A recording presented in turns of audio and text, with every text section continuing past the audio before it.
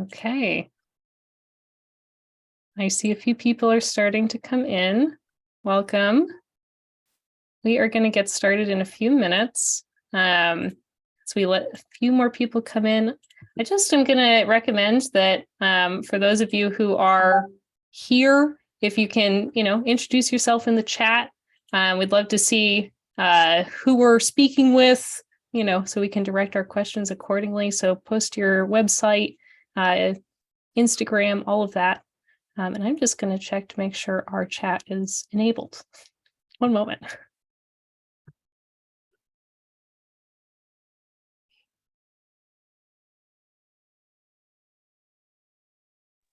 Okay, our chat's enabled. So for those of you who are just coming in, thank you for joining.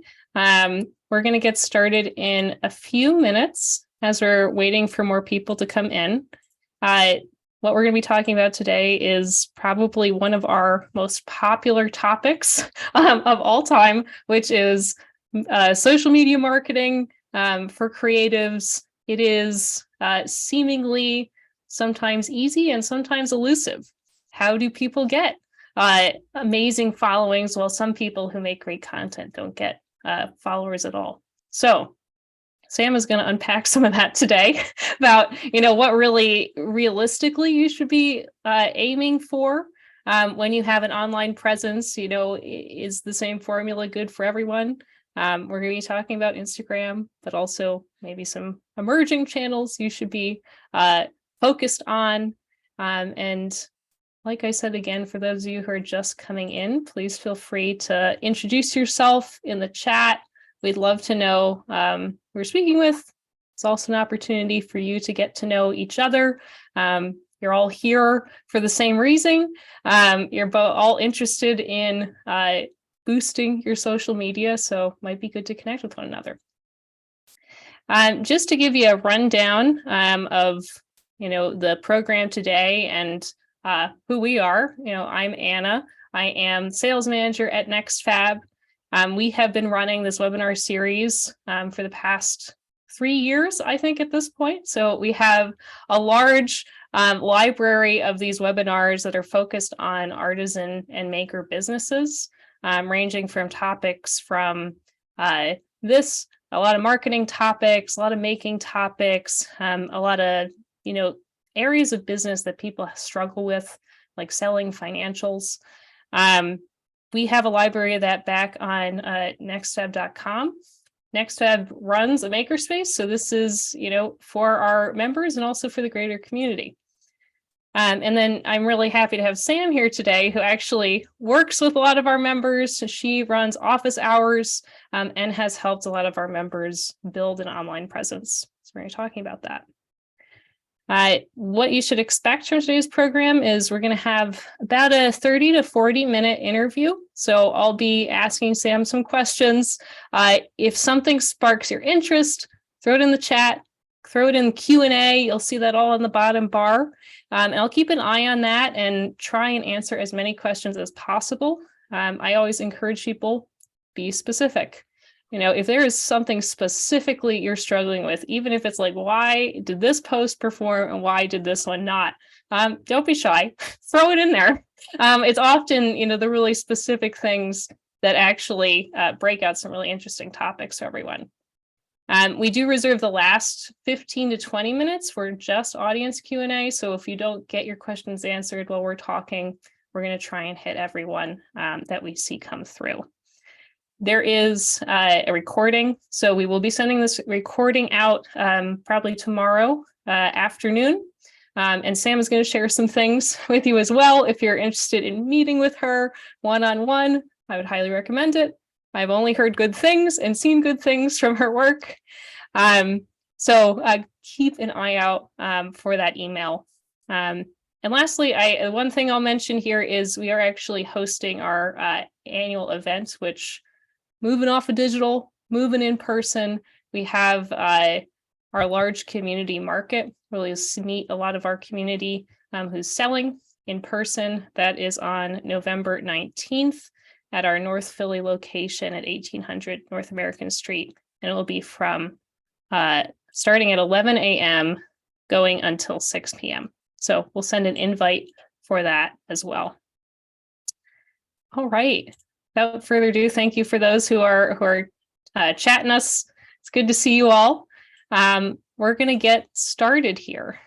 So I am going to introduce Sam Sinelli, just rebranded, I believe, to Formation Media. So has a whole host of services that are available to creative businesses. Sam, could you introduce yourself? Tell us a little bit about your background.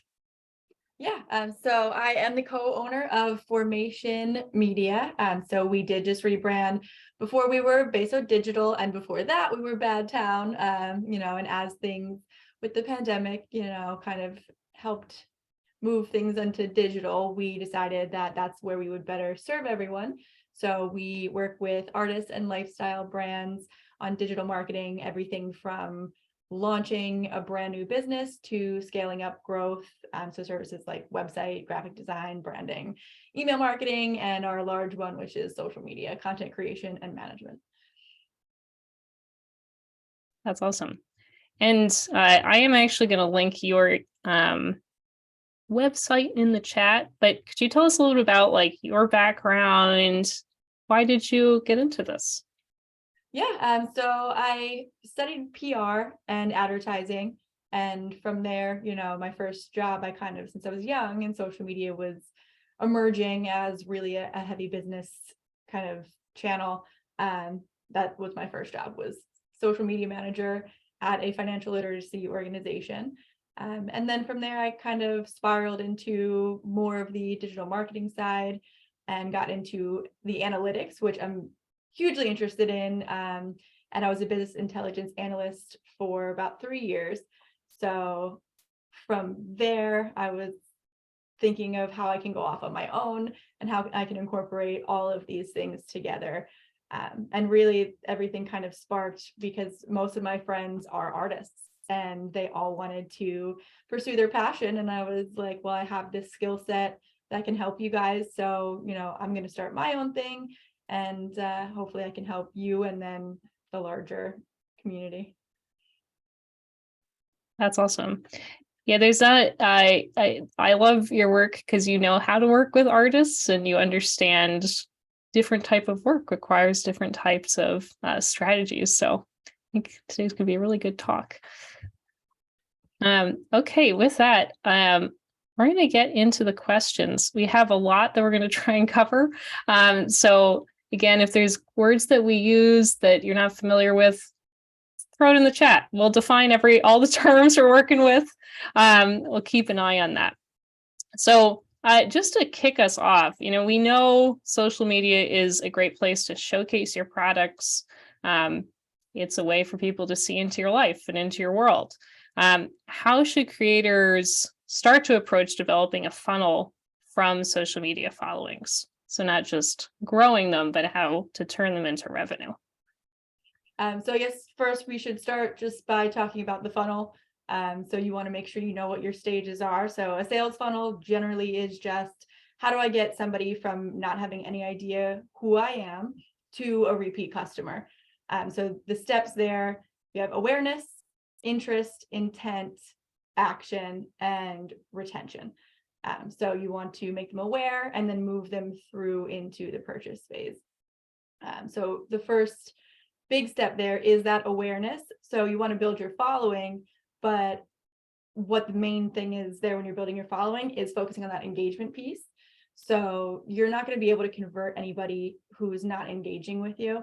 And your following, I mean, when somebody hits the follow button, only 10% of your followers actually see your post unless you're actively engaging with all of these people. So, you might think you have a large following and say, oh, wow, that's going to result in sales. But, if you're looking at your post, you're getting 10 likes and you have thousands of followers, it's probably because you don't have that engagement. And then also focusing on that piece, you can't really sell to an audience that doesn't have a connection to you in any sort of way. So it's much easier to ask somebody to act after they already know you and like you and have talked with you and feel that like deeper connection. I think that makes a lot of sense. It's you're taking a relationship that you typically have and applying it to digital and what that actually looks like. Much easier to ask a friend for something than a complete stranger. So would you recommend, you're talking about followers to engagement to sale. Can you talk a little bit about what that looks like? Like, we're encouraging people to do call to actions or and ask on their platforms, or would you recommend having an external website or a place that they can go to sell? So Instagram, I mean, a lot of people are on there shopping. 81% of Instagram users are on there researching products. So you can definitely set up an Instagram shop and sell directly, but there's pros and cons to everything. And I do always recommend having a website just as kind of a backup, even if you're going to sell mainly, even if you were selling on Etsy mainly, just to have that for, a place for people to get more information about you, or if you have more formal processes, especially with like custom orders and things, to kind of lay that out. If there's returns or any complaints, you want a place for people to be able to go. And then the website also gives you a lot more in terms of analytics. So you'll be able to collect more information, automate more processes, and also just study the behavior on your site to see what people are doing. Whereas Instagram doesn't really give you that information. They collect it and you can use that on your ads, which is great. But you don't know that information because they can't really give you all the details there. You can know like demographics, but not that like more nitty gritty stuff. But that being said, when you're doing your calls to actions from Instagram and you have a product tagged from that post, it's much easier for people to just click it. So you are reducing the number of clicks and reducing that amount of friction between the initial awareness and the sale. So it can help there. And you can always do a two-pronged approach too. But yeah, I mean, I think with like beauty products do really well on Instagram. So if you're kind of in that vein, maybe like jewelry, smaller prints, things like that, or you have that homegrown feel for your business, you can get away with just doing the Instagram shop. But the website kind of lends a little bit more legitimacy to you too, and makes people feel a little bit more comfortable. So that's always good to have. Makes sense. We had a question come in that actually is asking, I think, us to back up a little bit, talking about content. So I am struggling with content. I am a continuing education company targeting family nurse practitioners. The info that I could give is random updates and facts. I employ speakers to give this info for me at events. I want to be creative and have dry humor. Can you give a little direction? So, even I guess going back to like gaining following so you can actually get them into this funnel, what would be some of your recommendations as someone is getting started with having a steady stream of content? I would say first look at other people that are like you that are doing really well. So, if you're trying to figure out kind of that way to do humor in an appropriate way for that audience, I'm sure there's somebody on Reels or TikTok doing that too. So study how they're engaging and then go into their comment section and read what people are saying, and then see kind of what people are talking about. So you want to be funny, but it has to be relatable. So what are like kind of the trending topics that people talk about a lot on that platform? I know specifically with like mental health, if you're doing like ADHD or something, people will talk about not being able to prioritize and make jokes about that. Or if somebody goes like manic, they make jokes about that. And it's like relatable, but you know that it's going to hit with the audience because it's something that you're seeing often. So that's a good way to kind of source what you want to talk about and then put your own spin on it and, apply your own humor to it to make it yours. And how consistently should someone be posting to start to build the following? The more that you post, the better. But it really, if you don't have the time to really do that, then I would say quality over quantity. So ideally you want to post once a day. On something like TikTok, you obviously do better with much more frequent posting. A lot of content creators say 5 to 7 times a day to really kick it off. And that can be kind of, too heavy of a lift for a lot of people. But yeah, once a day, ideally. And if you can't manage that, then try to form some sort of just consistency that gets people to expect and know when to come back to see it. So if you can only post once a week, pick a day, make a theme, and just do like, we're going to do this every Wednesday. So come back every Wednesday. And it makes it a little bit more manageable, but you can still, give people something to look forward to. Great advice. So, I know you work with a lot of different types of clients. What are some of the common missed opportunities you see when you're assessing client needs, when developing content, developing their funnel? I would say failing to follow up and re-engage.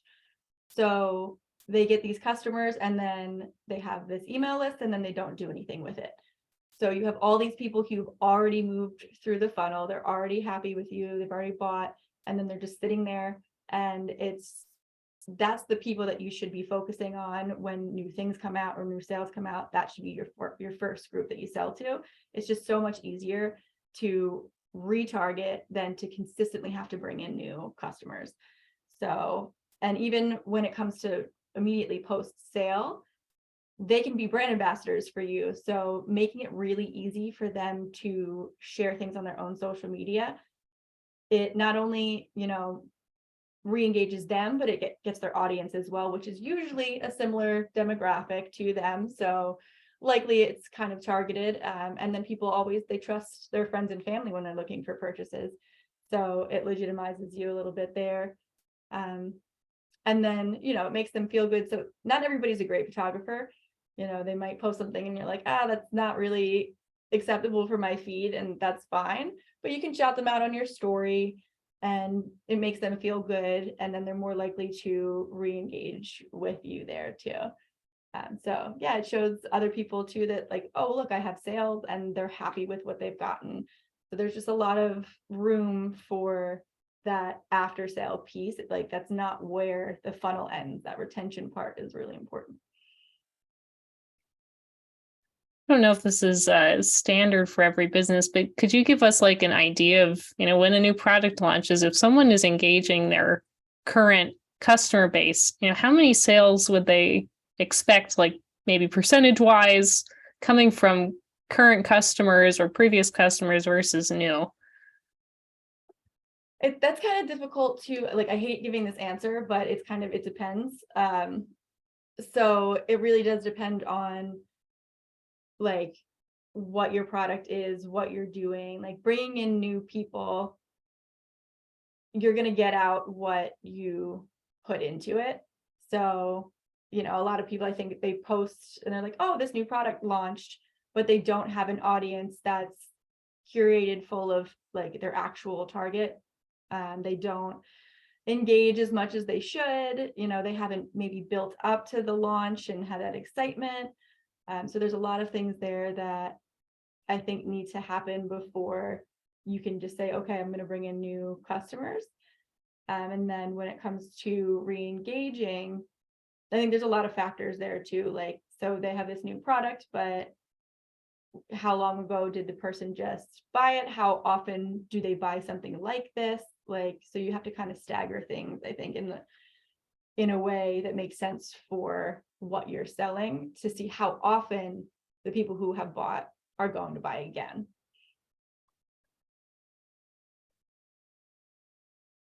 Yeah, and I guess also moving down the funnel, now we're talking about engagement. Can you talk a little bit about best practices and engagement?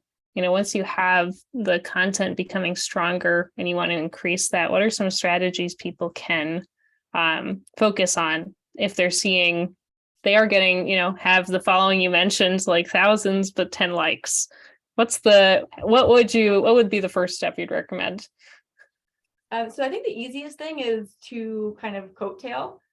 So find other creators that are similar to you and engage with them and start to build a little bit of a community with people that are similar to you.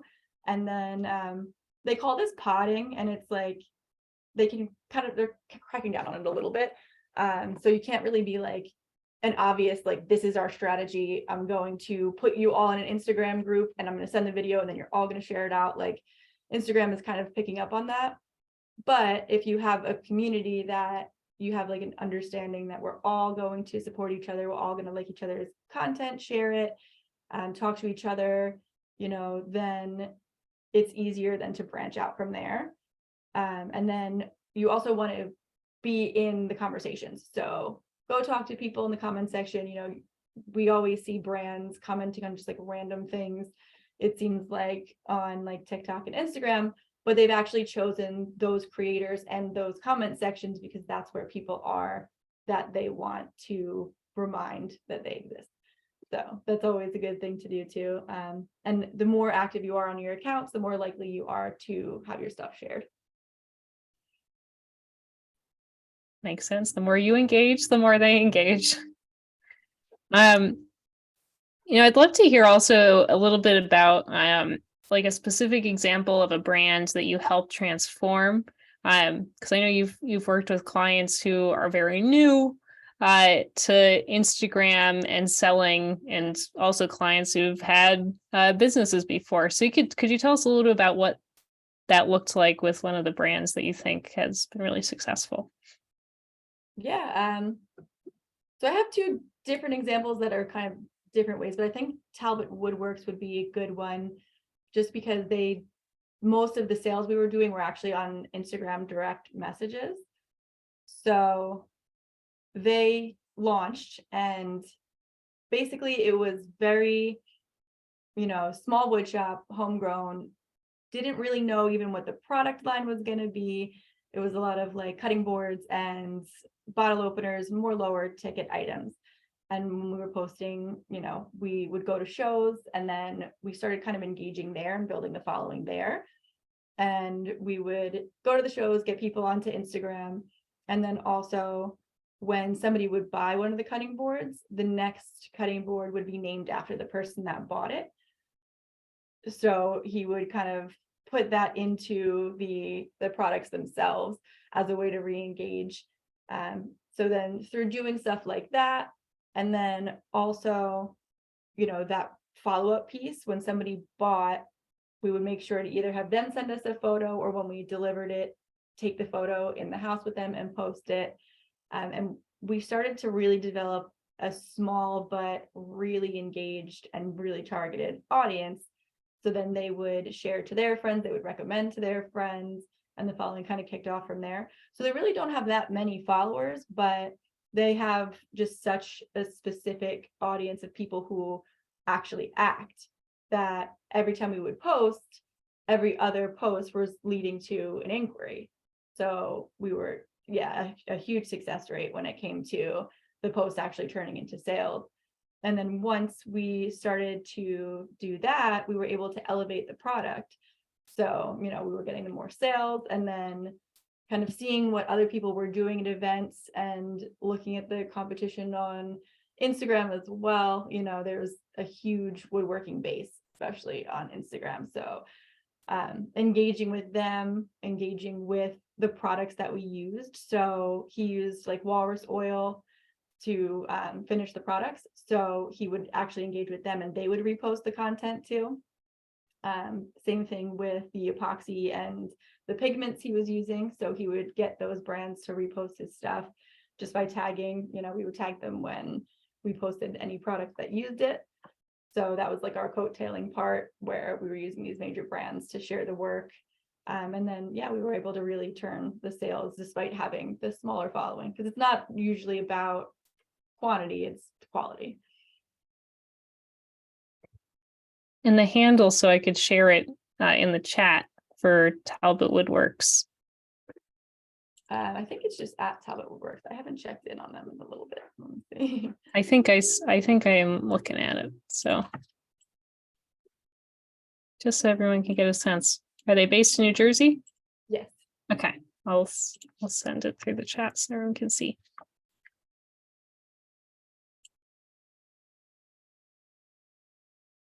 Yeah, I think what you're talking about there brings up a very good point of um you don't always see behind the curtain of what is going on. So it may look like a small following, but they're getting a inquiry every time there's a post or an engagement.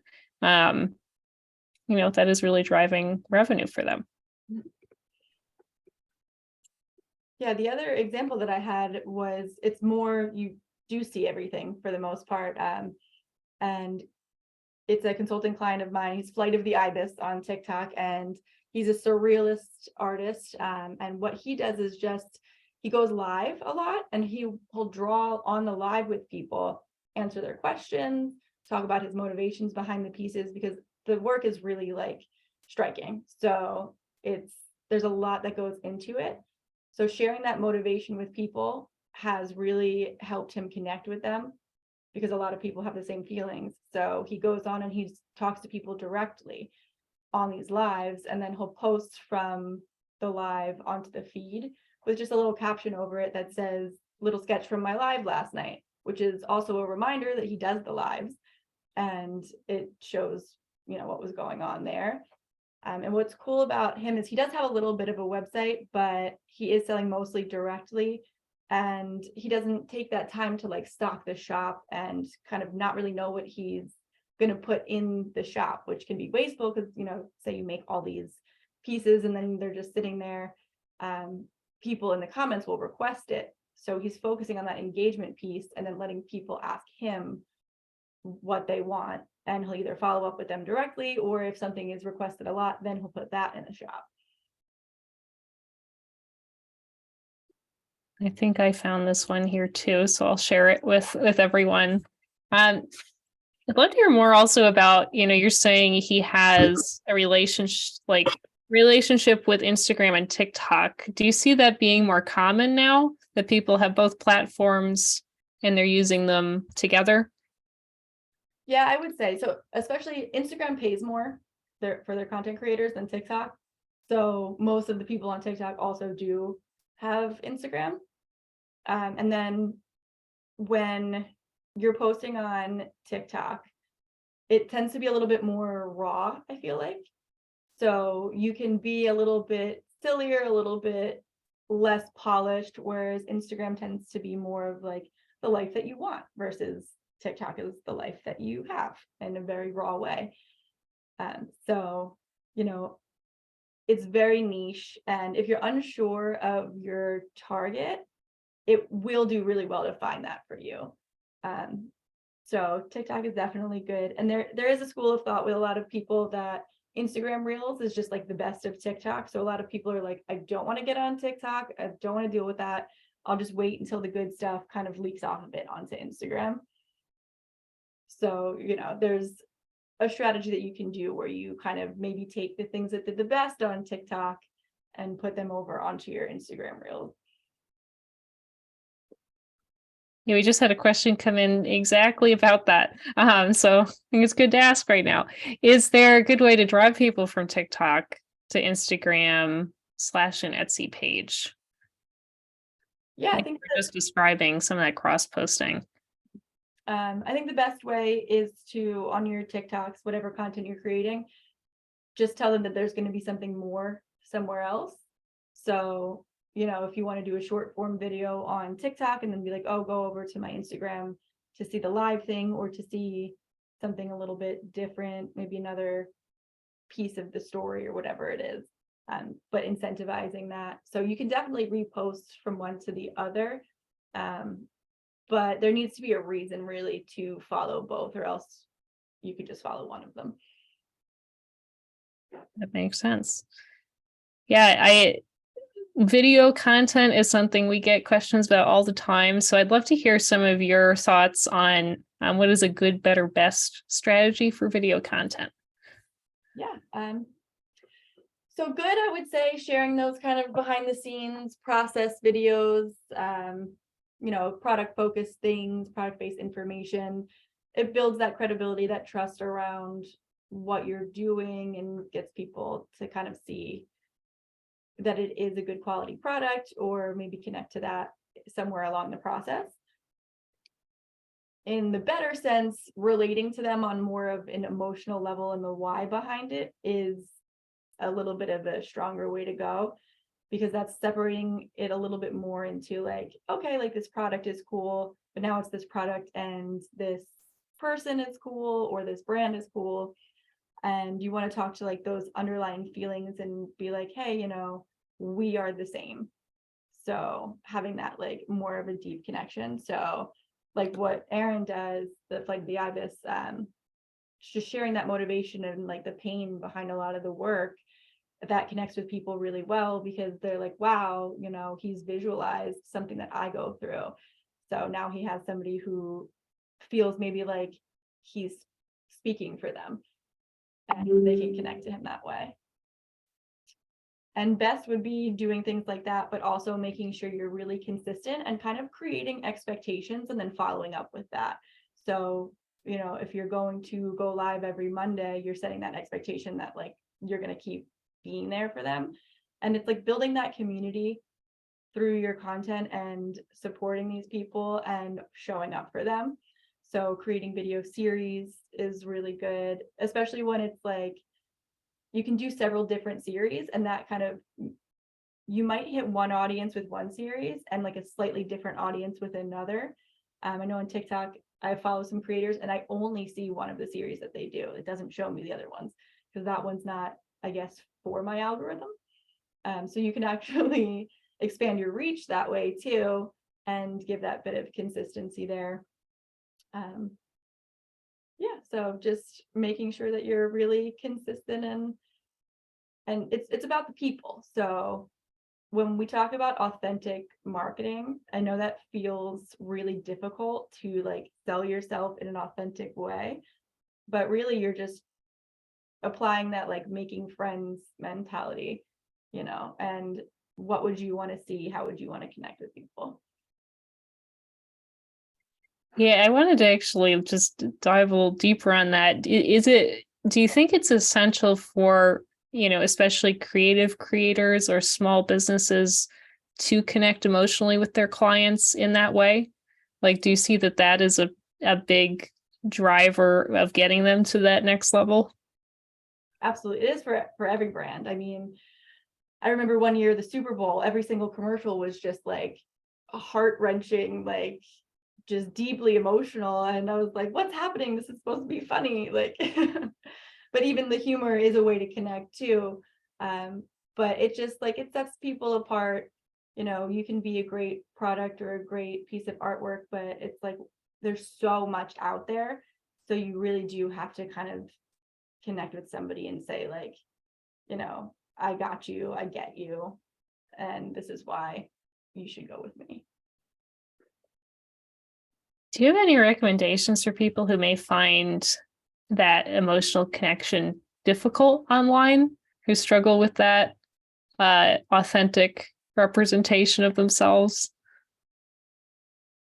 It is difficult getting comfortable, but you don't always have to put your face into something like that. Like the example I gave, he doesn't film himself unless he's playing music. But when it's his art, it's only showing the artwork and then he voices over. So you can maybe get a little bit more comfortable there.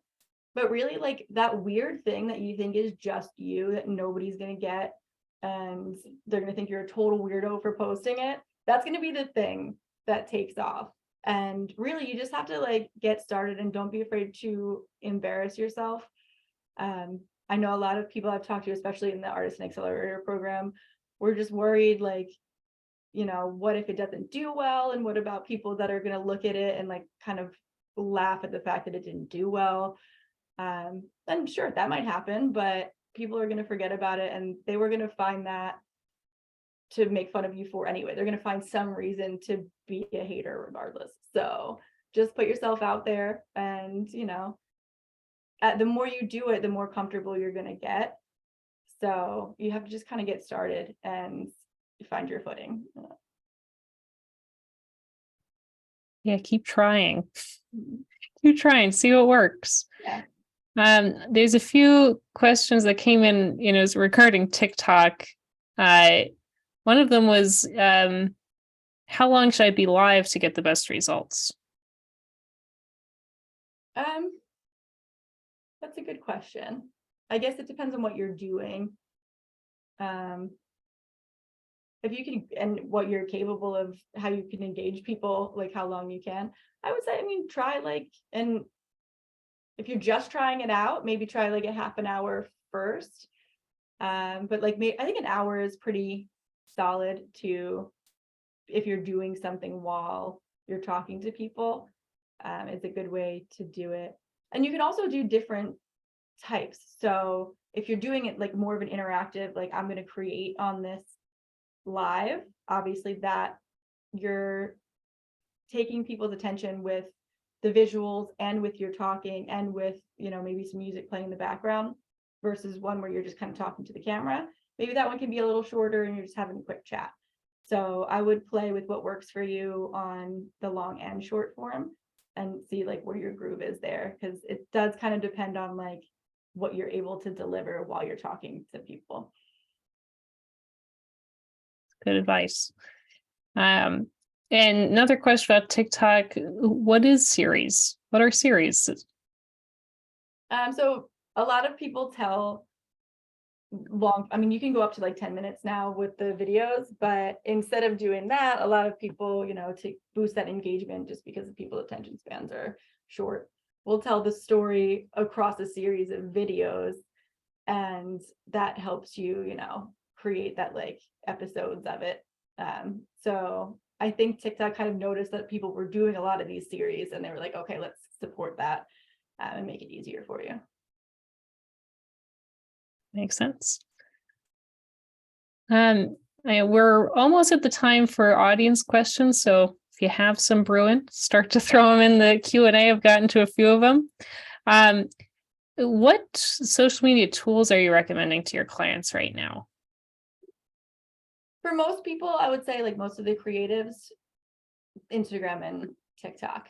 You know, Instagram already has that really solid base.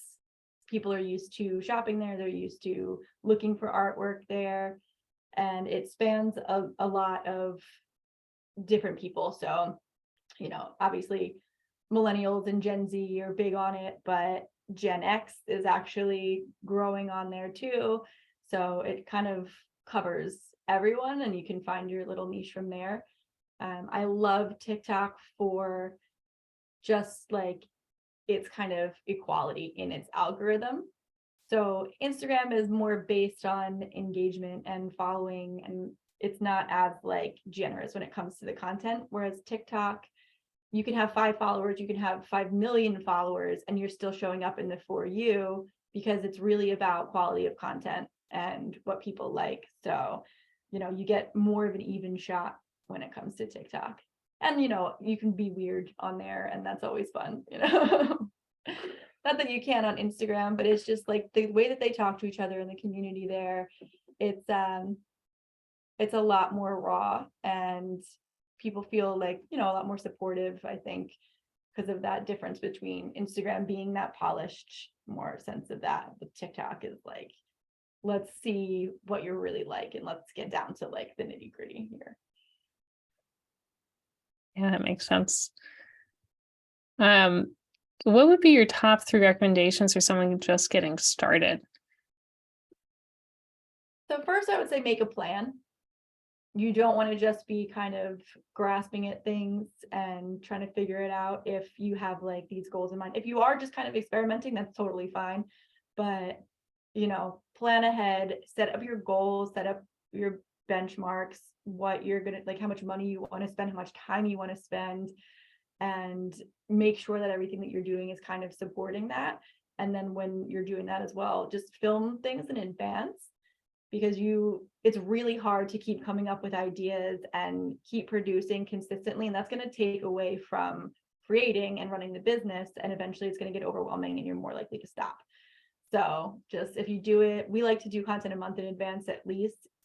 So, and then you can leave room too for other opportunities if you wanted to like stitch or duet, or something goes viral on Instagram that you want to like be part of, you know, leave some wiggle room there. But definitely like make that plan ahead of time just to make it easier on yourself. Even though it feels like it's a huge project up front, it's like a lot of upfront work. So then you can just kind of focus on something else down the line.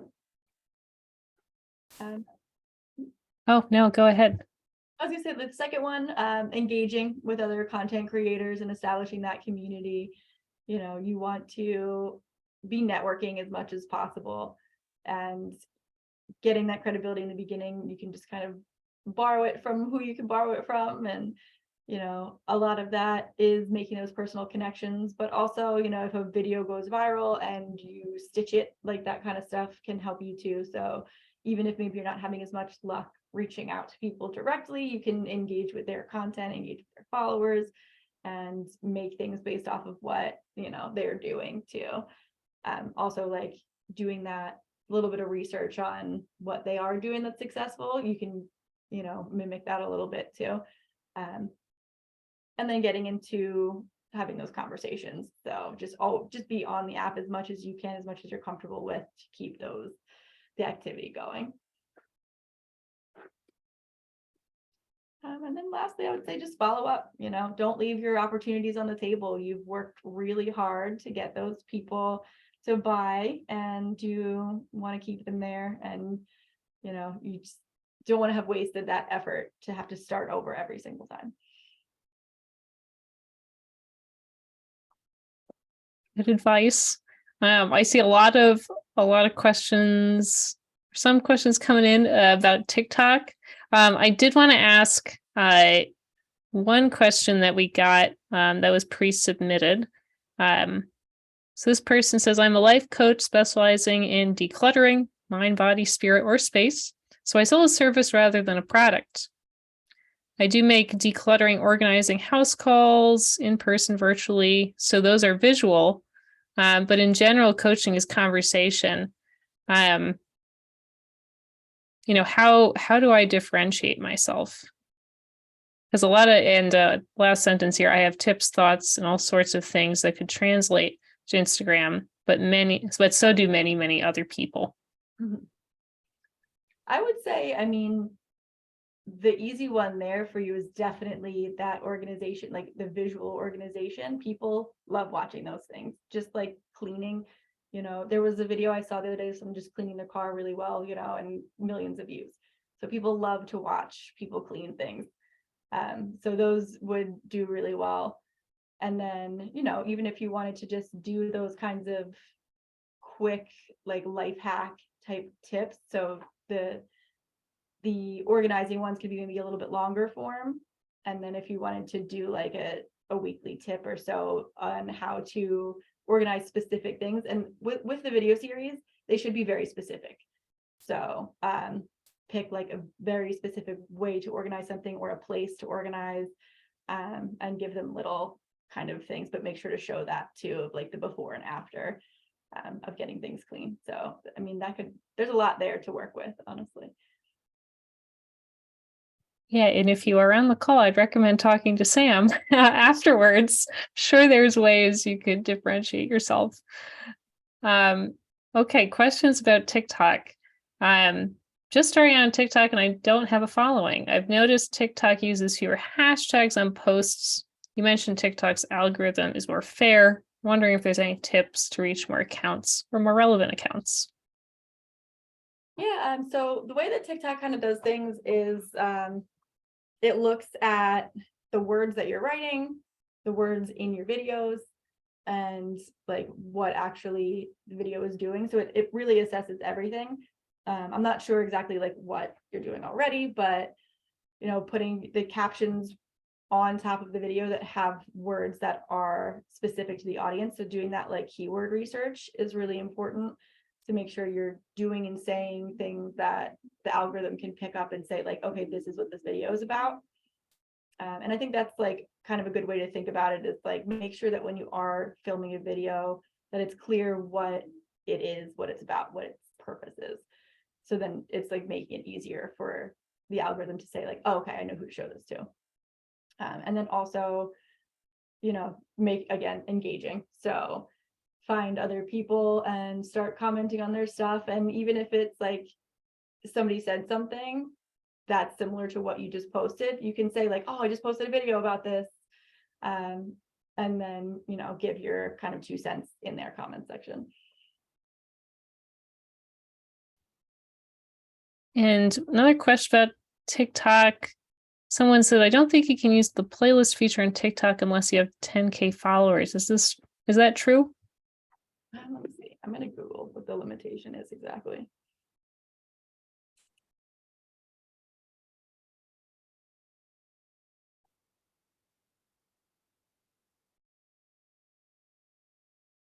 Yeah, 10,000. Okay.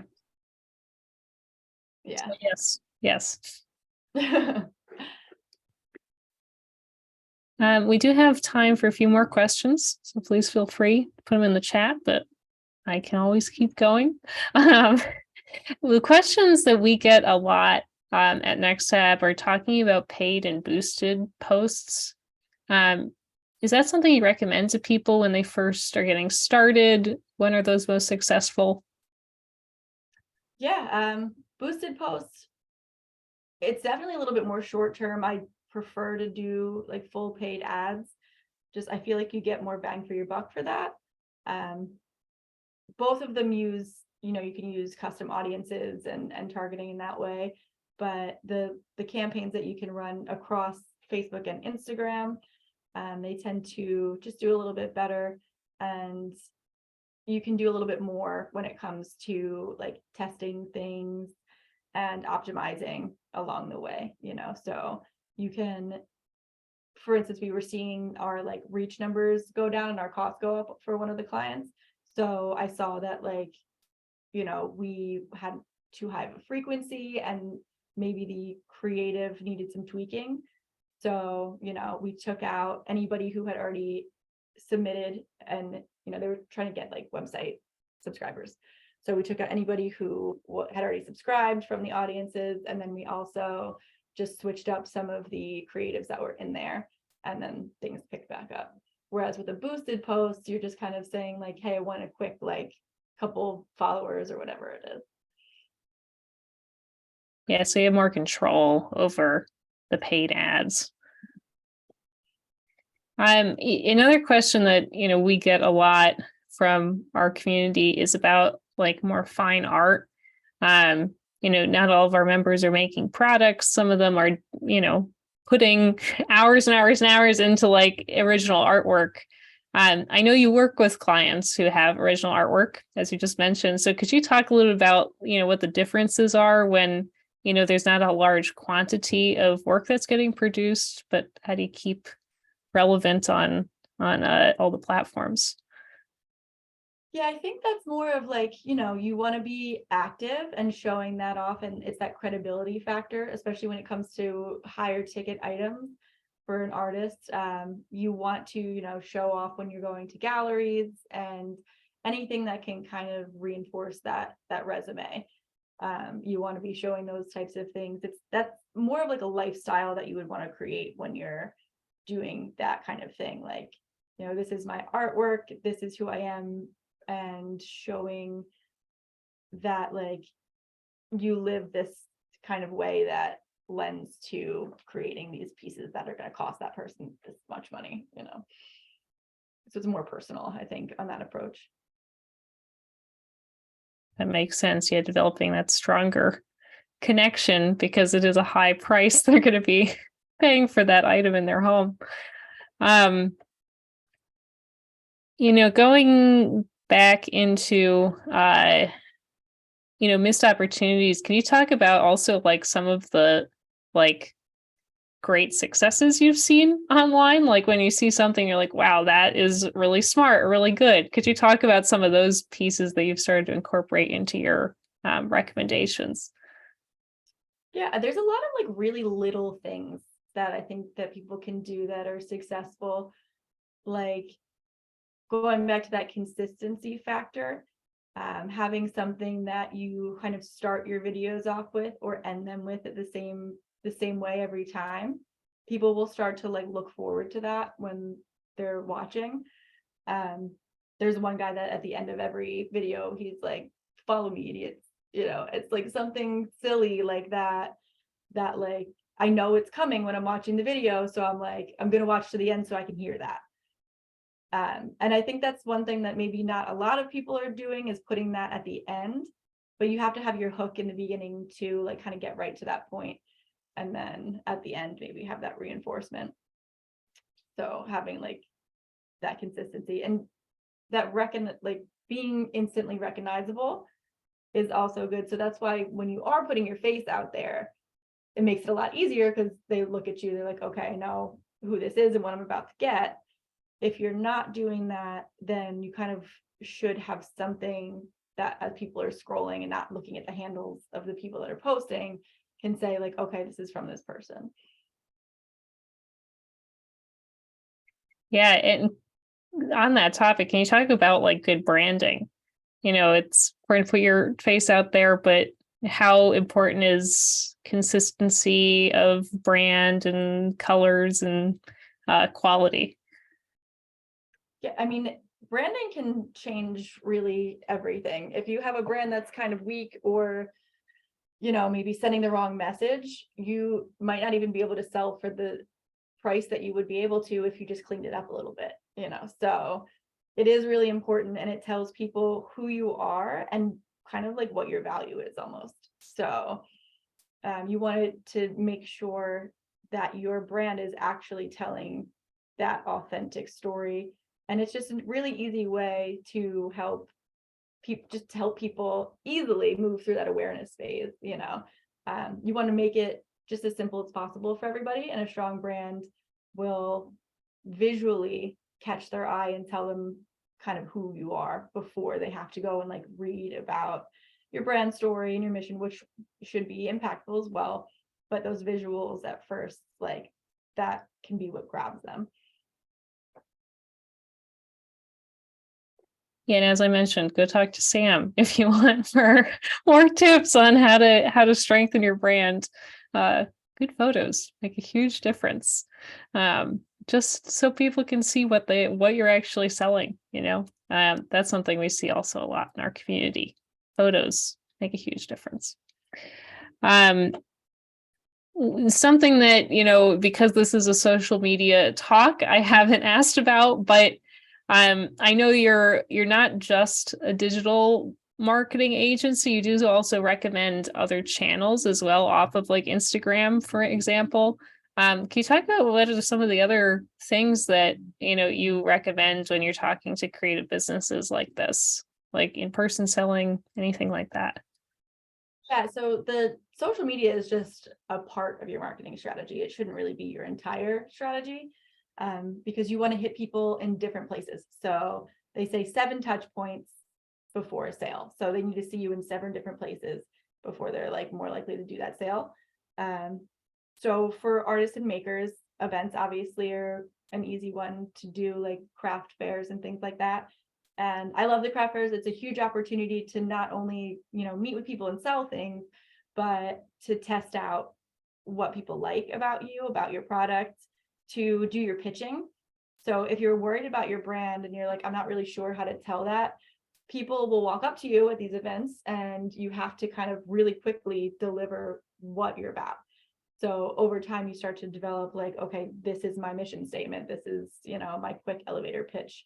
So it kind of helps strengthen your product line, and gives you an entire audience of people that you can have it to convert to people on your email list, to followers, and then, people who buy while they're there directly. So that's always a good one. And then, my background is in PR. So that's always really good when you look like talking about credibility. So getting featured in publications and having somebody else say like, wow, check out this new artist. I mean, that can be a game changer. So going and looking for those PR opportunities to not only spread the awareness, but just have somebody legitimize you. That can be really powerful and then you also want to just, link everything together. So making sure that if you're doing that, it's reflected on social media, and like everything is kind of working in tandem.